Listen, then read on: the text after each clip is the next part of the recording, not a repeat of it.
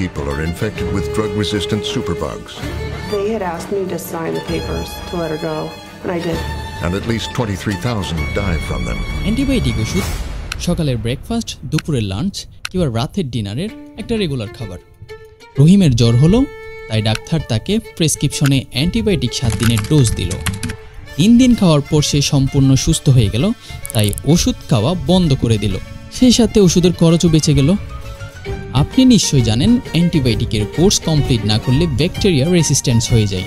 প্রশ্ন হচ্ছে, bacteria resistance হলে আপনি সুস্থ হলেন কিভাবে?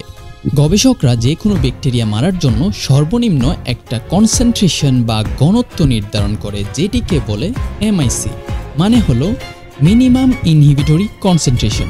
যেমন সিপ্রোফ্লক্সেসিনের MIC approximately 2 microgram per millilitre based on susceptibility, অর্থাৎ এমআইসি ভ্যালুটা কমপ্লিট হলে ব্যাকটেরিয়া সম্পূর্ণ ধ্বংস হবে।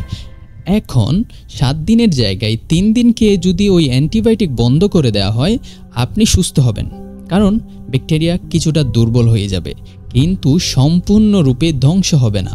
পরবর্তীতে ওই আত্মরা ব্যাকটেরিয়া প্রতিশোধ নেওয়ার জন্য নিজেকে আরও শক্তিশালী করবে, তখন ঠিক ওই আগের অ্যান্টিবায়োটিকের এমআইসি ভ্যালু দিয়ে সেই ব্যাকটেরিয়াকে দুর্বল করাও যাবে না, বরং মারাও যাবে না। অর্থাৎ আত্মরা সিংহ পরিপূর্ণ সিংহর চেয়ে বেশি ভয়ানক হয়।